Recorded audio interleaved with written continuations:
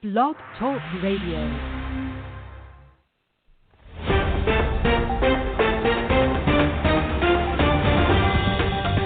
Welcome to Women Who Rock Investigate, an affiliate of Women Who Rock with Success. We report case studies in the areas of policy and government, medical malpractices, health pandemics, biotech and fracking, global climate change, prison, and police reform, and more. Our topics are covered around the latest breaking news reports in the U.S. and around the globe.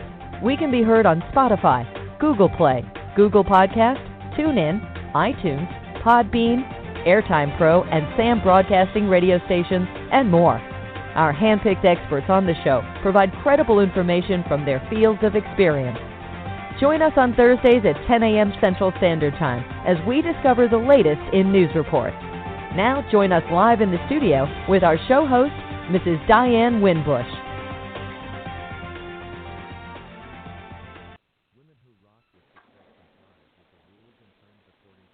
Communications Commission podcast guidelines.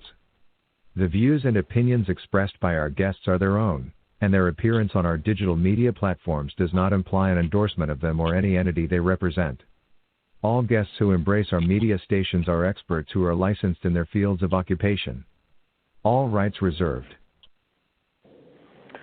And good morning. This is our second time on Women Who Rock Investigates. And so on our second segment, we're going to be talking about correcting treatment in corrections. And so we know that for the last couple of years, we have had a lot of outcries, a lot of chaos in the areas of law enforcement, how individuals are treated, protests, especially with brown color, African Americans.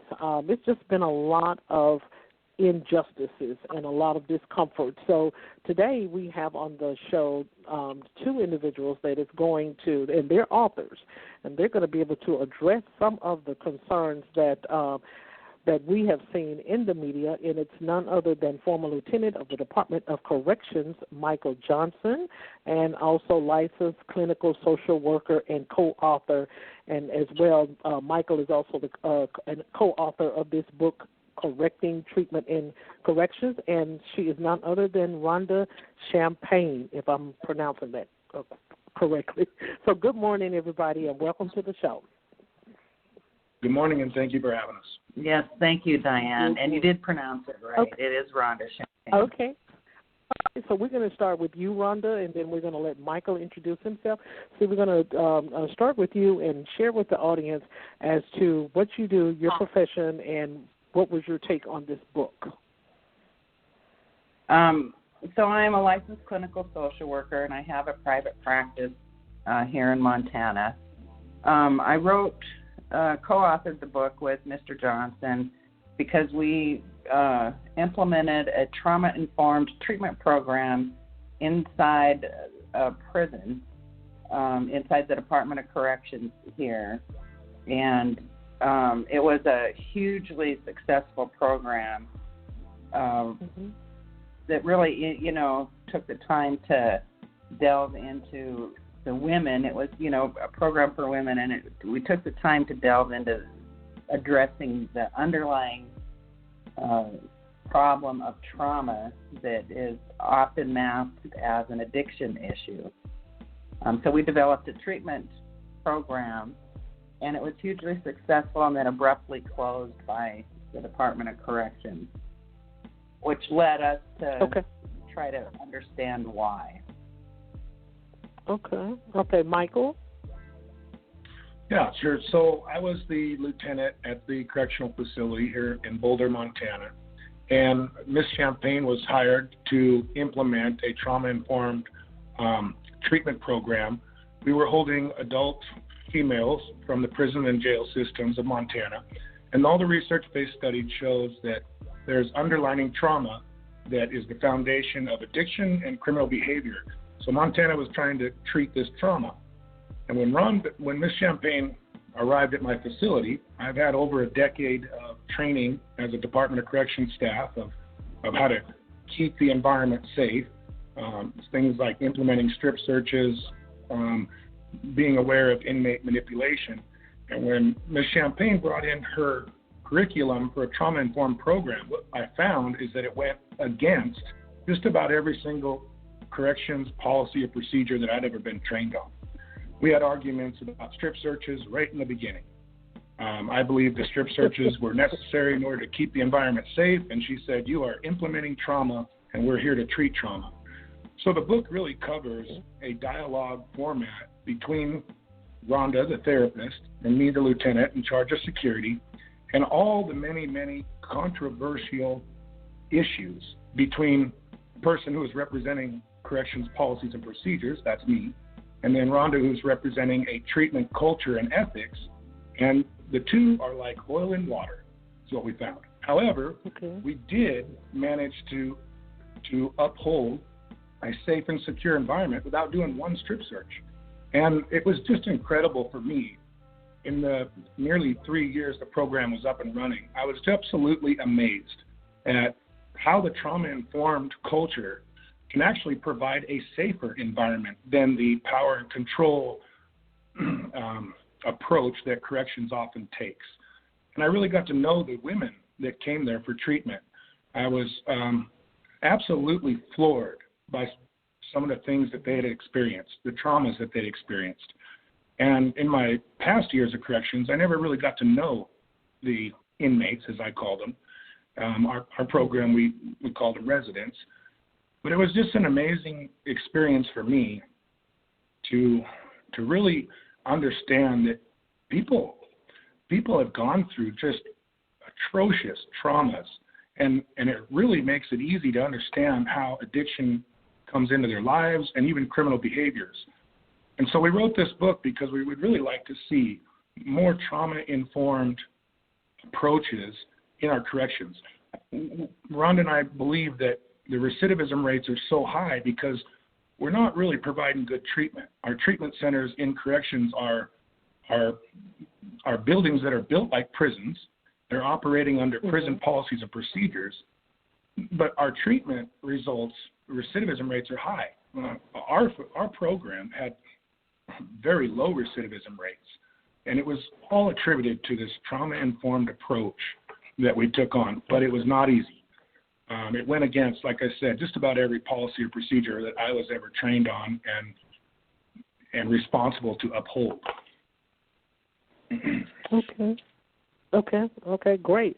Okay, so now this question is for Rhonda. Take it now, and we don't have to just delve into the topic, but it would be able to help. It was a somewhat of a neutral, and some people were biased, and some people were kind of offended, even with the death of Lisa Montgomery. She is the lady who was just executed yesterday or a couple of days ago. And so with this type of issue that happened to her, I think it was some issues that came up, say that she was, perhaps maybe abused herself, or she went through some type of abuse. Some people were sympathetic with her and some people were not. How would this treatment would have helped her if her institution would have gotten a hold of that? Well, first off, I'd have to say I apologize for not being familiar with the story. But if you're talking about, and if you're talking about a woman who had abuse, what we understand about trauma on a subconscious level is that it instills some beliefs about the self that, where people will walk away from that believing that they are bad, that they are no good, that they are, subhuman or less than human. And we know that we can't operate much outside of our belief system. And oftentimes, I would say most of the time, at least here in Montana, that when someone is incarcerated, they are, that belief that they are subhuman or less than or a bad person is instilled in them on a daily basis simply by, the AOL numbers that they're often, used to, many places don't use their names, or they call them inmates or, negative kind of connotations like that. And then all that does, and the treatment and being locked up and not being able to see your family and not being able to move in society and different things like that, all that does is reaffirm the belief that there's something wrong and that we're bad. And therefore, when, if you spend any lengthy time under those kind of circumstances, you're going to operate that way because that's your belief that you take on. So a treatment facility would start at the core of the South and really understanding that, oftentimes people who are abused or have trauma, it's not by their own will or anything that they've done. Oftentimes it's been done to them. And so just getting people to recognize that, yes, they are very human and that we are connected, I think would have helped anybody in a situation. You have to first see yourself as a positive person in the world before you can become a positive person in the world. Absolutely, I agree. And so, so just a little bit of a history about her. It's not nothing that she's already gone. Bless her heart. It's nothing to be judgmental. So anyway, Lisa Montgomery was the lady who some years ago had went in and murdered this mother, and then went in and cut the baby. The mother was pregnant. I'm for sure 8 or 9 months pregnant. And Lisa, the lady that was executed, she went in and she cut the baby out after she had murdered the mom. And so I think the baby, of what the article said, is the baby is still living today. It's just pretty sure she's grown. This is something that happened some years ago, but anyway, it was a lot that was going on with her. Trauma when she was perhaps a child herself, and so some of Americans felt sympathetic for her as to why she shouldn't have been executed, and I think they took it to President Trump, and he kind of gave it a thumbs down and what have you. So, and I do think that therapy is very, very important, and so this is going to be my next question, to Michael, with the topic that you all selected. Corrections treatment in correcting treatment in corrections. So has this been applied to like wardens or to perhaps maybe like legislation so they can be able to get an eye on this and so they can be able to work a little bit more on the project that you all have written so diligently, trying to open the eyes of the justice system in these areas? Yes, it's absolutely our focus to make an impact at a legislative level. The Department of Corrections is so ingrained with policies and procedures that I write in the book too that I believe corrections, as its evolutionary progress right now, and corrections has been evolving over the hundreds of years. I mean, we were using the pillory post and whipping inmates for reform, and thinking that was a good idea. And we look back on those times and we can see it was just clear abuse. So how do you influence the Department of Corrections now? What's the next big evolutionary leap? Well, in our opinion, we believe it has to go through the legislative process. We have a website. It's www.correctingtreatment.com. And on that website, we're collecting emails for legislative action, and we've listed out, I believe, 6 points that we would like legislative action on. And it varies, but we would really like the treatment centers, particularly, to be more trauma-informed. We would like the Department of Corrections to stop using treatment centers as punishment. And that's kind of what we're seeing, at least over in Montana, in my opinion. Our treatment centers are built like prisons. They're operating under prison policies and procedures, and they've got maybe an LAC on the payroll and a treatment sign out front. But it's really not. It's not treating the person in their mentally, emotionally, physically, and hopefully spiritually. It's treating them like inmates. So we got to recognize that our treatment centers have high recidivism rates for that reason. And the only way we're going to get real change is through legislative action. We need people to take the time to read the story, support trauma-informed treatment so that we can really reduce recidivism, bring people back into our communities. I'm telling you, people just need some help. They have been through some things that and we cover some of this in our book, some of the traumas that these women have endured in their life, you stop asking yourself why they're addicted. You stop asking why they broke the law, and you start saying, my God, if I was in that situation, I would make bad choices as well. I mean, who wouldn't? Mm-hmm. It's just unbelievable, the things that people have gone through. And I would hope our next evolutionary leap in corrections is really recognizing the person and not so much what they did, seeing them for who they can be, not for just that one incident that they did, and understanding why. This is how we're going to reduce the overcrowded prisons. I mean, America is just, we've got the most incarceration out of all the other countries combined. We're making a mistake. And trauma-informed treatment is going to be a huge, huge contribution to helping people overcome their addictions and reduce their criminal behavior. And Diane, I'd like to add to that, you know, I don't know what it's like in other states, but I can tell you that in Montana, the top 10 reasons why people go to prison in the first place are related to addiction.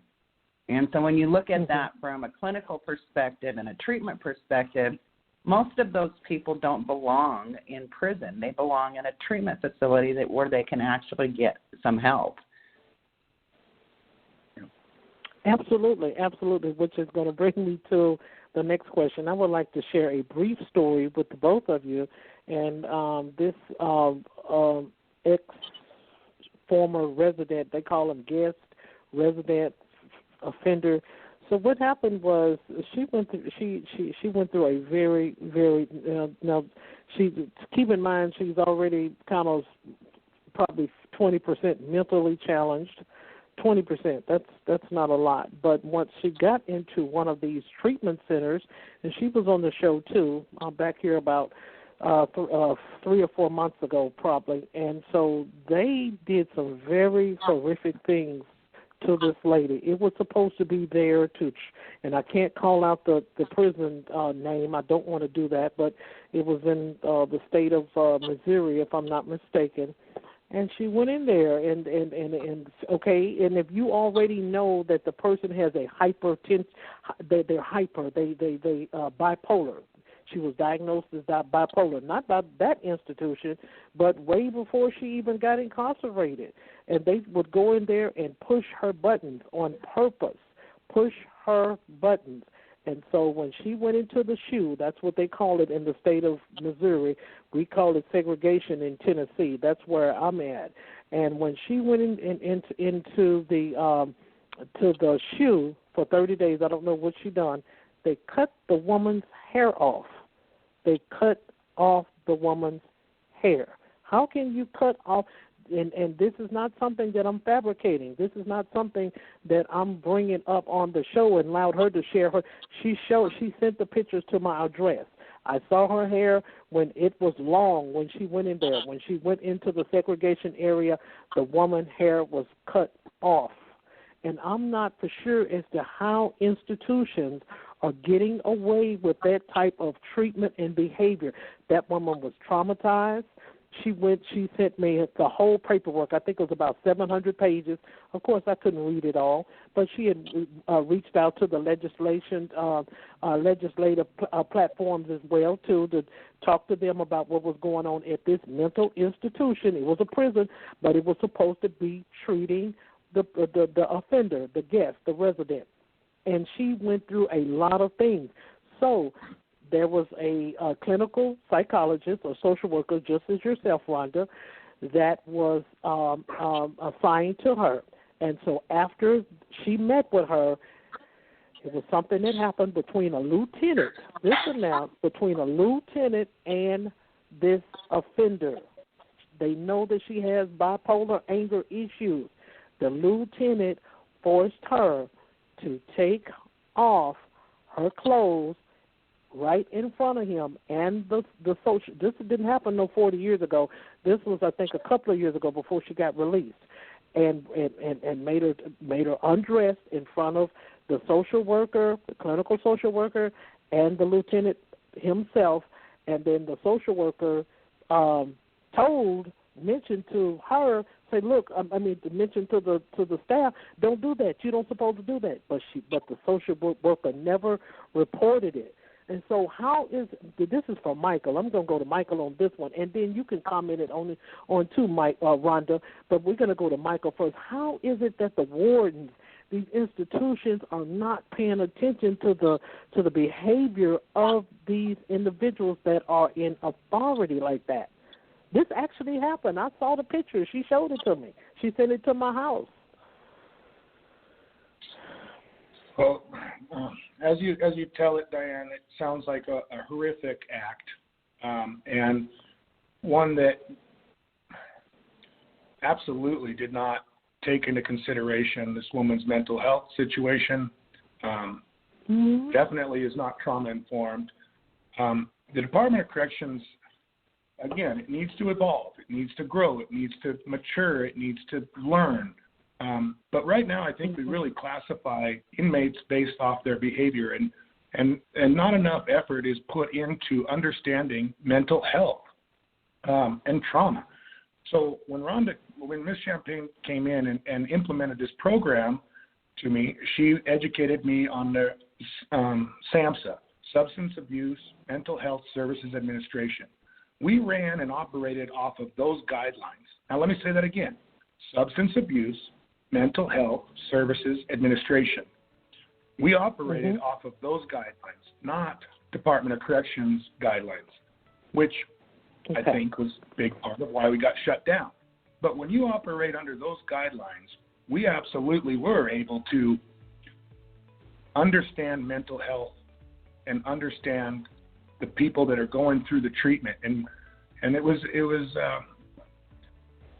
far different than any other program that I'm aware of. The story you just told me is heartbreaking.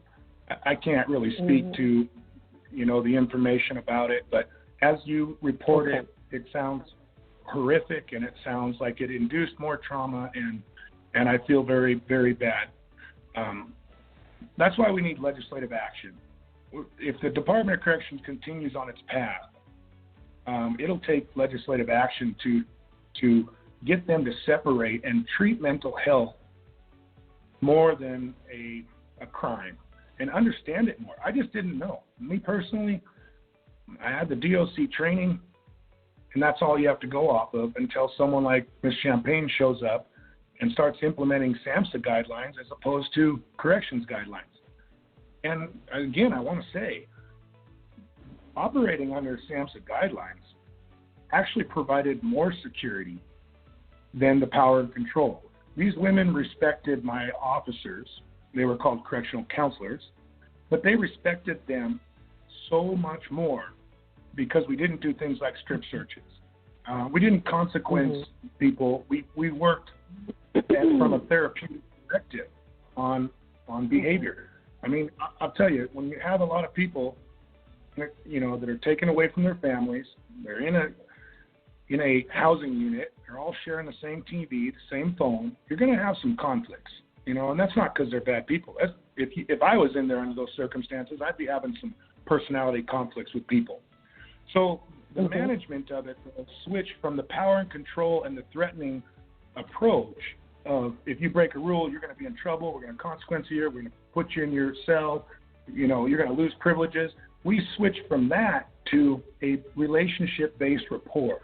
My correctional counselors, they conducted groups under Rhonda's supervision, of course, but they were involved in the treatment. And we had things like gratitude circle. This was just amazing. Every morning and every night before bed and first thing in the morning, we had what Ms. Champagne called a gratitude circle.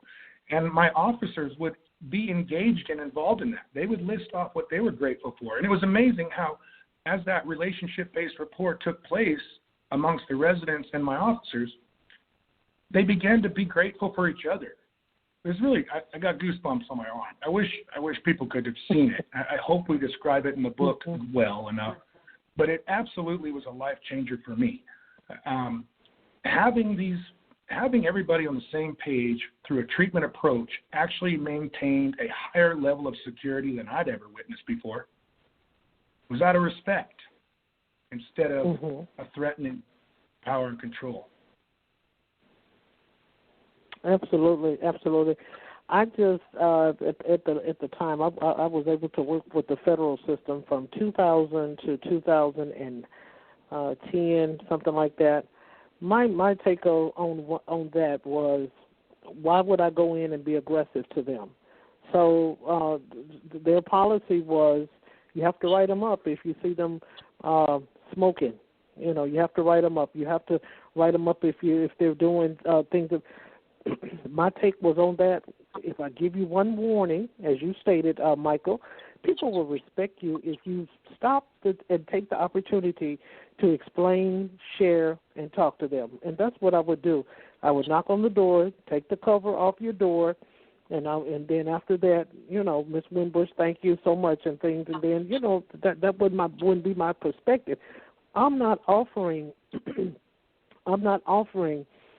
reform if I'm always dictating everything that they're doing. That's what I thought, and that's one of the reasons why I had left the criminal justice area, was simply because of the fact that I just did not like how things were. And so when I saw what you had posted on social media, Michael, that's the reason why I dived in to see if I could get an interview with you, because I'm kind of on the same perspective. We respect them. Don't take their manhood away from them. Don't take their womanhood away from them. They're still mothers. They're still fathers. They still have children on the outside. Treat them as as respect, and let them do their time in peace. That was my whole thing with that. And so I took as much as I could take, and it wasn't that bad. Working with the federal part of it, it wasn't that bad. It was just still a couple of bad apples that were there. So it was just something that I felt that was not doing its job. If I'm hired as a counselor, I'm supposed to see results. If I'm hired, if there are counselors and social workers, they're supposed to be results. But no, sometimes the wardens would pull the individuals that were there to help them in reform. They would be doing something else, answering the telephones or something, or picking up the mail, or going to the post office or something like that. They never did allow the individuals that were hired to actually effectively do their job. So I just wanted to kind of interject and put that in there, to be able to share that. So the next question is going to be for Rhonda. Take us through the preface and maybe the first two chapters a little bit briefly about the book and what it will reflect to the readers once they get their hands on this book. Well, so maybe I should take this one. I don't want to take it away from Ms. Champagne. I'm seeing her facial expressions. Your question, the first two chapters, what is the reader going to acknowledge? What the reader is going to find out is that we wrote it in dialogue form. It was really difficult. We spent 2 years writing this book, and at first we were just writing and both talking about the same thing, but it wasn't driving right. So we moved into a dialogue form. It's almost kind of like reading a movie script. But within the first two chapters, basically the readers are going to absolutely hate me because I am defending a power and control over a decade of training from corrections, which is teaching me and training me that if I don't do these things, people are going to get hurt. If I don't implement power and control, there will be fights. So remember, this is a training. So the first two chapters, most readers that have empathy for people who are incarcerated are not going to like me. But we want the reader to be able to go through the debate. And then you have a lieutenant and you have a therapist, and they're going back and forth over the issues, things like strip searches or things like writing them up or having an extra sugar packet, all the control factors that I have. But then into chapter 3 and 4, you'll start to see a transition on my part. I start to see these women as women. I start to see them as victims through their traumas because we're engaged and we're part of the program. And by chapter 4, I completely turn around. And that's, Diana, I too had to walk away from my career in corrections. I had a good job. I was 8 years out of my 20-year pension. I've been highly criticized for walking away from my career, but This experience at the Riverside Trauma Informed Program changed my life. I just couldn't see the inmates the same way anymore, as in those people that was dangerous. So anyway, by Chapter 5, then we have to go into the closure of Riverside. And the program was abruptly closed down with very little warning. And it was basically closed down because nonprofit organizations were threatened, and their population numbers were dropping because of our program's success. And as a result, the department, with the contracts with these nonprofit organizations, they shut down a program that was reducing recidivism and actually really helping people get back into the community and helping them overcome their addictions and their criminal behavior and their traumas. Our success got us shut down, in my opinion. And so then there's and Ms. Champagne and I, we delve into the contracts in Chapter 5, legislative audits in Chapter 5. We source all our information. All of it's footnoted, and any reader can go to it and read exactly where we're getting our information. But we got a real problem here with America's corrections. We really do. And I think on a number of levels, but I try to only speak to my experiences and my little piece of the pie, which is trauma-informed treatment. It's correctional counselors, not correctional officers. It's achieving safety and security without a strip search. And you still can. I witnessed it. I experienced it. I didn't believe it would work. I didn't in the beginning. All my training told me it wouldn't work. But this story, Correcting Treatment in Corrections, our book, is about a transition from in my case, the lieutenant who's kind of based off power and control and understanding trauma-informed and the success of the program. And then, unfortunately, the closure of it was devastating, you know. Okay. Well, okay. Yeah, and it's why we need people to. It's why we need people to look at the website and advocate legislatively, because we really want to make a change in how the system is operating. Absolutely. So I don't know. Let's see. Well, let's put the question like this too, because a lot of times we look for the answers as to why people do not receive what is right. They'll run to what is wrong, but they won't receive what is right. So what about, okay, so in this particular situation, it was a judge, okay? And so his daughter apparently had overdosed in regards to substance abuse, okay? So out of all of the offenders that would come through his courtroom, and he's a retired judge today, and everybody that would come through his courtroom that sold drugs, they got the hammer. But no one spoke up. The federal marshals never spoke up. No one knew. We knew it, and they knew it, and he knew it, but there was nothing to correct this judge. There are individuals that are behind bars that he have given hundreds of years to simply because of his daughter being on substance abuse and also succumbing to substance abuse. So anyone that came through there, he just went in there and slammed the gavel on them. And so I think that all of it needs, starting with the court system, they need reforming. It needs to be, that shouldn't have never allowed to go on like that. And he sat on that bench for about 30-something or more, 30 or 40-something years. So I think that the justice system needs it, the court system. Of course, we have turned prison systems now into a business. We all know that. Everybody knows it. Everybody's talking about it. The attorneys are talking about it. We've had this discussion before on the show as well, as to people are benefiting financially. That's the reason why they don't want your book. They're not going to. They don't want this book, Correcting Treatment in Corrections. They don't want that to come forth because that's going to cut off their tax-paying dollars as to what they get from the from the taxpayer of funding prisons and funding offenders and funding all of these things. They feel that's going to cut them off. So in regards to that, what are some things that you would like to leave with the audience, both of you? One of the things that I would like to leave the audience with is I'd like to, a huge part of the reason why I wrote the book is because I want the average person out there to really understand and recognize what the system does to people, right?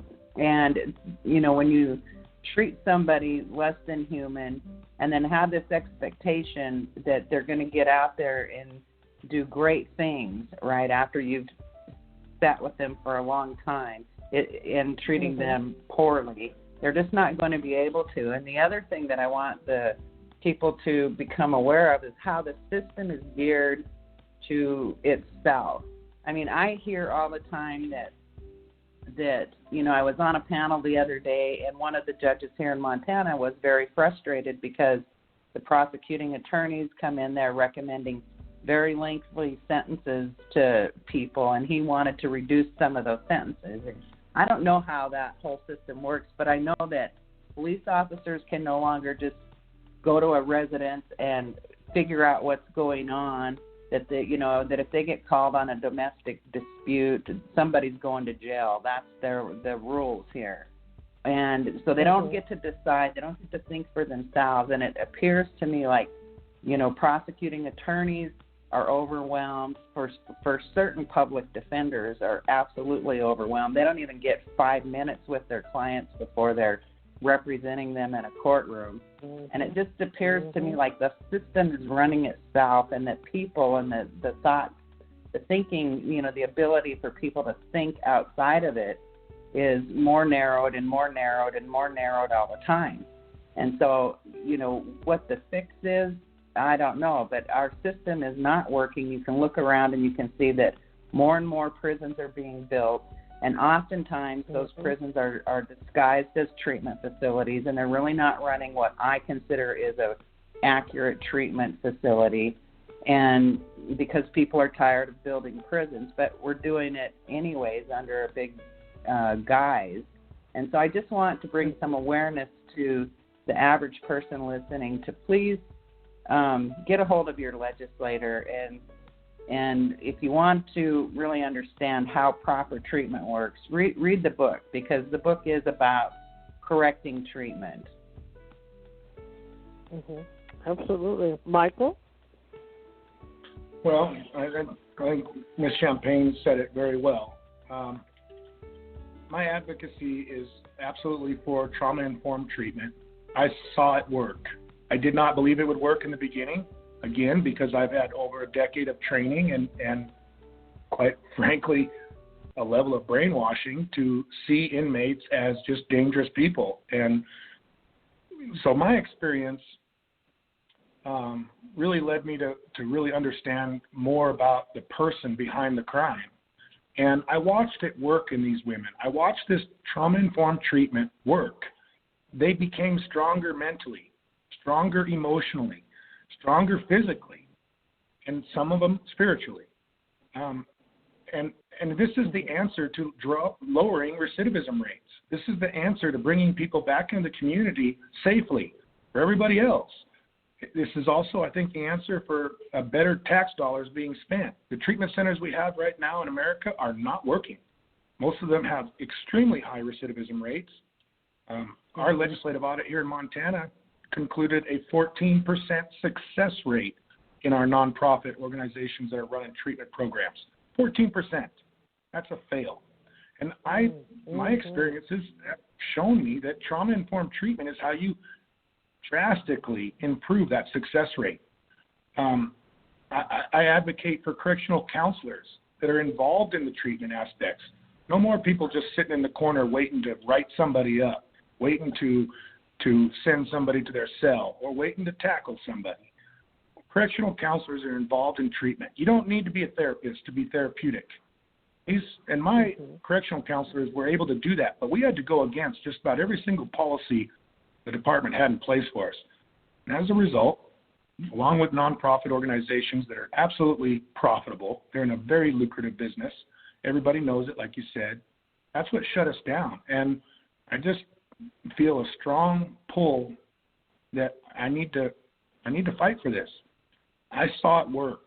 I saw those women become stronger than the traumas that they endured. I saw them become stronger than the addictions that they were tied down to.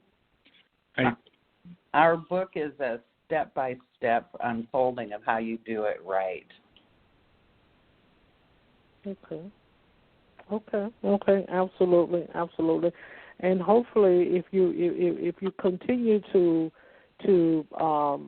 work with what it is that you have, the people will begin to see, even though it may be not the norm as what we think and what have you. But that was my thing. When I worked for corrections, I would pat them down randomly. I wouldn't pat those people down just one. Sometimes you can take a person, like I stated before, you can take a person's manhood from them. You can take their integrity from them and things that makes them feel less of a person of who they are and what have you and things. I would think that would be the institution's job to shake down the place to make sure that there's no certain things there to be able to injure individuals. And so that's the reason why I wanted this interview today, simply because of the fact so individuals can be able to look at this situation in an open mind with an open view. So with that being said, tell the individuals, this is going to be our last question for the show, tell the individuals where they can be able to find the book, and if you want them to be able to follow you on any social media platforms, or if you have any advocacy campaigns that you got coming up as far as you go into certain schools or anything to be able to continue to market and advertise the book, to be able to make sure that it gets heard and make sure it's a success, you can be able to do that at this time. So anybody can order the book on Amazon just by searching the title, Correcting Treatment in Corrections. Authors are myself, Michael Johnson, Rhonda Champagne, should pop right up. Also visit our website, www.correctingtreatment.com. Sign up for legislative action. You can also view testimonies of the women. In our book, we also have testimonies from the women that went through our program. And you can hear from them what the program meant to them. You can also read a couple other staff members that wrote testimonies to the program and what they thought of it. But Amazon is your basic place to order the book. There's a link right on our website, correctingtreatment.com, that'll take you to Amazon to order it. And there's a legislative action button there. And I would encourage and ask your listeners to please go there and click that button so that we can get a group of people that will help us make a change. And Diane, I want to again thank you so much for having us on today. And thank you so much for taking the opportunity to come on to the show today. I mean, this is something that needs to be pushed. It's something that needs to be out there. It don't need to be shoved up under the bleachers or up under the kitchen stove or anything like that. This needs to be discussed. It needs to be out there where individuals can be able to get the tools and the resources as your perspective out is how you're presenting it to your audiences of how to be able to correct this issue in corrections. So, again, we thank you so much for being with us. Listeners, you have heard from Michael Johnson and also Rachel Champagne, and they brought to you as to some of the tips and tools and resources that are in the book. Rhonda Champagne, and brought these things to you so you can be able to learn a better, different view in Department of Corrections as to how we can stabilize things a little bit more better with our prisoners. So until next time, listeners, next Thursday we'll be back on the show at 10 o'clock a.m. Central Standard Time. Thanks again, guys, for being my guest. Thank you. Thank you.